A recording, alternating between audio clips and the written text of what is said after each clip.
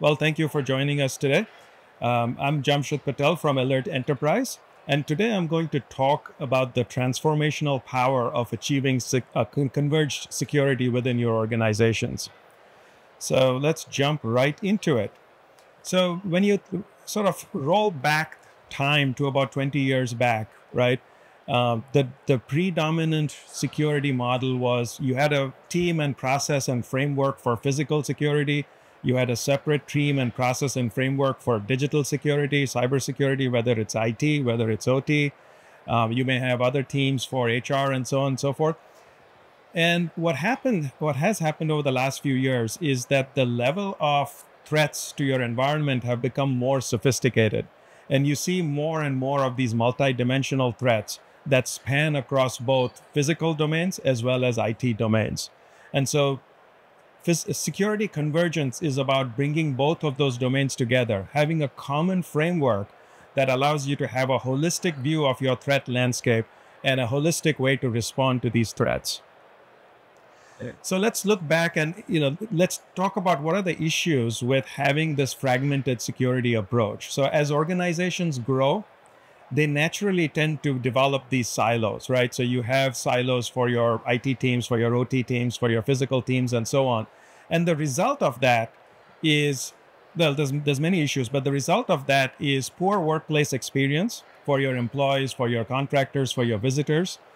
It's high cost because it's very hard. There's a lot of manual processes involved when it comes to processing, like just an employee onboarding type of a scenario, right? Moving data from one system to another, a lot of manual rekeying that has to happen, and so on and so forth. And then there's governance challenges. So you have security incidents and a bigger security threat, but also compliance lapses. And compliance is a critical part because, as most of you know, governments across the world are rolling out regulations at a very, very rapid rate. And when you look at keeping and staying compliant with these, right? They're estimating, a recent study came out that said less than 30% of organizations will be able to meet compliance requirements. In order to meet them, you have to be able to merge physical and IT security. So when you look at silos, I mean, I happen to live in a farming community that has grain silos, which I see every time I walk out, but that's not what I'm talking about, obviously. When we talk about these silos, right, you talk about HR systems. So HR systems are, of course, completely managed separately. IT systems, OT systems, and most importantly, physical systems, managed completely separately in silos. Different tools to manage it, different processes to deal with the security around these areas, and different response mechanisms. And when it's not just us kind of talking about it, but you look at CISA. So CISA is the organization responsible for cybersecurity of our most critical national assets. And CISA published a report that talked about the current state, which was all of the IT security rolling up into an organization, typically like a chief information security officer, and the physical security teams rolling up into a chief security officer, and those teams being completely separate. They don't share data, they don't share approaches, they don't share frameworks. And they highlighted that as one of the biggest risks that organizations face today, because cyber criminals who are getting increasingly sophisticated are able to wedge themselves into the gap between these systems, between these frameworks, and are able to launch these sophisticated attacks on our infrastructure. And so they have highlighted the need for a security convergence platform that really allows you to have that holistic approach. Now, when you talk about how do you achieve security convergence, so these are some of the key elements that are important for that. So obviously a converged cyber physical approach, and we're going to talk a lot about that over the next few minutes in terms of how you create this common approach. We talk about extending identity beyond IT, right? So when you onboard an individual and you have these identities in all of these different IT systems, you want to be able to extend that identity management, the identity governance aspect of it, to physical systems as well. Because all of us in the organization are going to have some kind of an identity in our physical systems, whether it be in the physical access control systems, whether it be in facial detection systems for cameras, and so on and so forth. So you want to be able to manage these identities holistically. You want a common risk management approach. So if you identify certain insider threats or certain external threats, you want to make sure that you are taking into account their physical behavioral attributes, their IT access and behavioral attributes, as well as any other attributes you may pick up from external systems, social media postings, and so on and so forth. You want a shared incident response approach, because if it is a combined cyber physical attack and you only deal with it one way, you're going to leave a gap open for another attack to come soon. So you want to be able to have that shared incident response platform and approach that allows you to deal with that together. Digitizing workplace credentials is important. Physical badges are insecure by definition, right? I could drop my badge today, someone else could pick it up and use it to walk into a secure facility. That's not acceptable, an acceptable level of security, right? So you want to be able to digitize your workplace credentials and add an additional layer of security to that. And then last but not least is compliance and active policy enforcement. And the ability to have a converged approach makes it a lot easier to meet these compliance requirements out of the box with industry packs and so on, and especially for regulated industries. So we talk about, this is Alert Enterprises' approach to achieving this kind of security. So I'm gonna describe that because I'm from there, but the approach is kind of valid regardless, right? So the first thing we provide is a physical and logical identity and access management system. So a combined system that allows you to provision, manage, deprovision identities across both your physical systems as well as your logical systems, your digital systems. When we talk about all the data, right, there's so much data coming into organizations now. Every device out there is generating data, whether it's a door reader, whether it's a camera, whether it's a panel somewhere. Every device out there is generating data, and the ability to bring all of that data internally and to be able to derive insights from that data is absolutely critical. So we have a SOC Insights modules for your Security Operations Center. One of the often overlooked parts of security is visitor management. That's kind of usually an afterthought in many cases, not always, but in many cases. And visitors are an important component both of your company getting its job done and being able to do what it does, but also being able to meet compliance requirements, especially in regulated industries. You need to know which visitors you have, if they need background screenings, if they need training in order to be able to access certain regulated areas. You need to make sure that they go through that process. You need to be able to track where they went, how long they were there, when they were there, and so on. And you can get this reporting out of the box with a good visitor management solution like ours. And then last but not least is mobile credentials, right? So we talked about the importance of digitizing the credentials that your employees use to get access any system in your company. It's not just doors, it's not just lockers, it's vending machines, it's payment systems. All of that can be accessed through a common digital credential framework. And all of this is powered by a common set of platform services that is powered by our artificial intelligence, both regular AI as well as Gen AI, and then also with our policy engine and rules engines. Now, why is convergence so important, especially in the physical security space? So when you look at the sort of landscape out there, right, convergence is happening. And if physical security doesn't get on board, it's going to be converged without them participating in the process. We're already seeing this in several industries like healthcare. It's starting to become more and more prevalent. And so it's important to stay ahead of the curve. And if you don't, then the data that you gather and all of the value that you can provide is going to become less and less relevant within the organization. Cybersecurity always has a seat at the executive table. Physical security, while it's equally important and as critical, is often viewed as guns, gates, and guards, right? And you're sitting on a goldmine of data out there, and the ability to take that data, merge it, and derive this 360-degree visibility and view across your systems is going to really make you successful. The other part of it is you want it to be employee-centered. You want the experience to be compelling.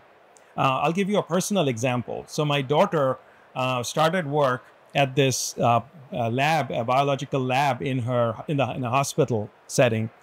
And it's a high biosafety level, like biosafety level 3, which is one less than like the most critical one that CDC defines. And she had to go through a number of sort of trainings and background checks and so on. And she completed all of her requirements on day one because she was excited, right? Young person excited to go change the world, come up with new cures for cancer and everything else. And it took her over 2 weeks to get access because of all the different coordination between the learning department, between the background check department, between all of these different departments. And you can imagine the impact that that kind of an experience has on an employee just joining the company. And there's a lot of statistics, like they say organizations who have strong onboarding processes, just as an example, can increase retention by over 80%, right? That's a huge statistic with major financial impact to your company. Most companies, over about half the companies, struggle with onboarding employees, and a lot of them struggle with offboarding employees. I've actually met companies that have employees who left months back and they still have access, right? And that's a lot of workplace violence incidents.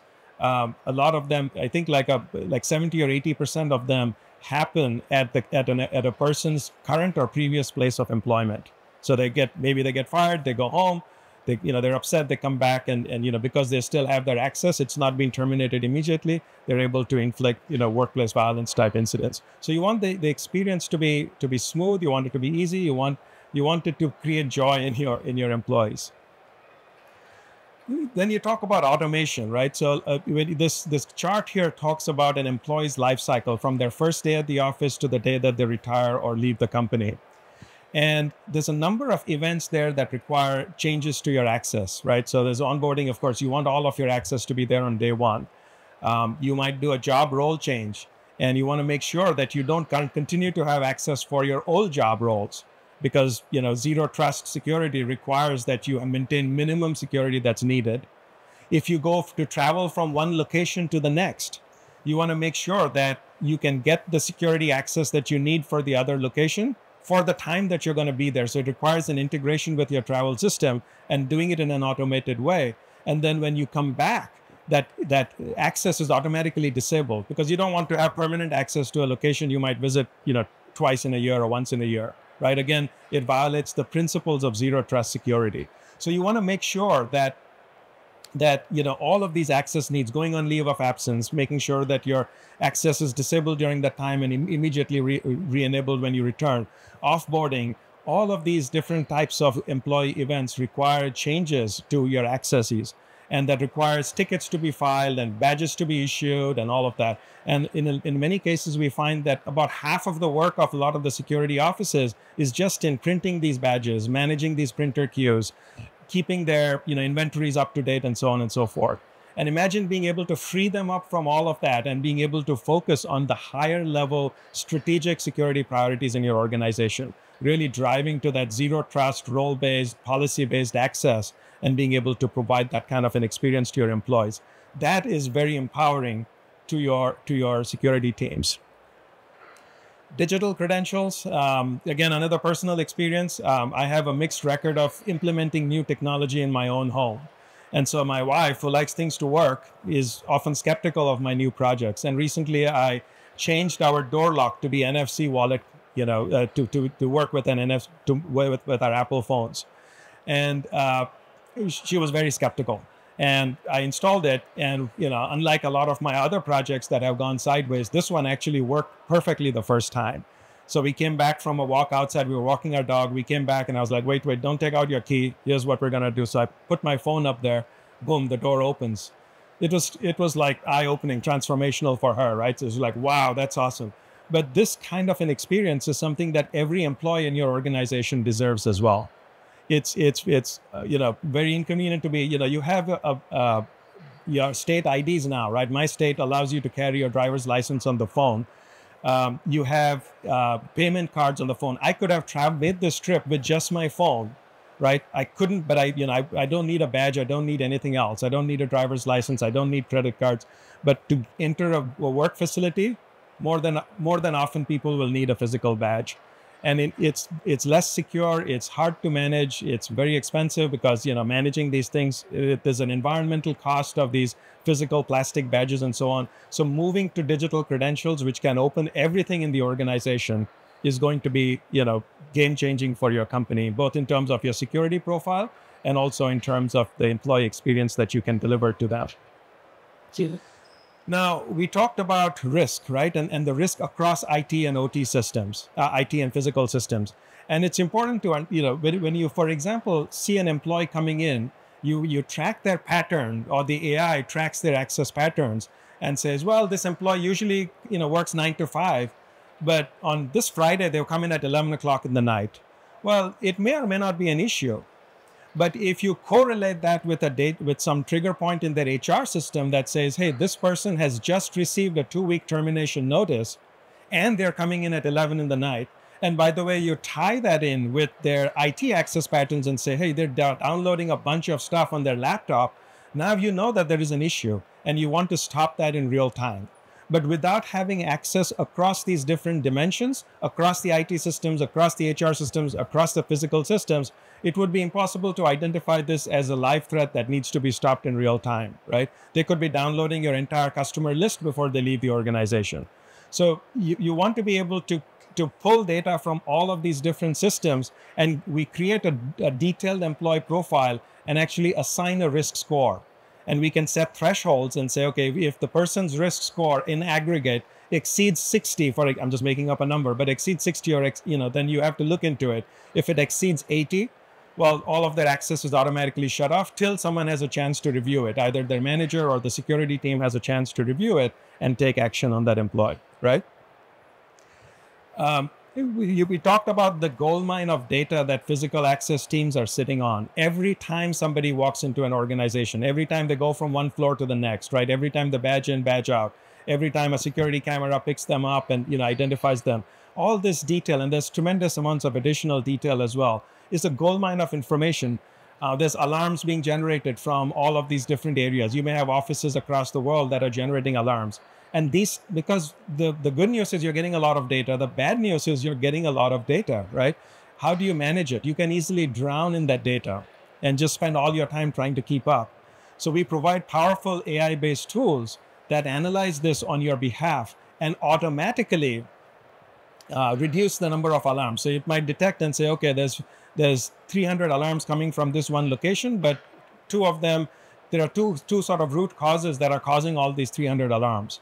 And it will automatically suppress the remaining alarms and ask your teams to look at it. It'll automatically prioritize the level of severity of these alarms, right? So being able to do that, it'll automatically make recommendations and say, hey, this particular door reader is alarming. It's got a 30-second threshold. You can press a button and increase it to a 90-second threshold. So the number of alarms coming through from that door start to reduce, right? And the same is true of incident management. The incident could be a compound incident across IT and cyber systems, cyber and physical systems, and you might be able to manage it all with one screen. Just a case study. So, I talked about attacks on our infrastructure.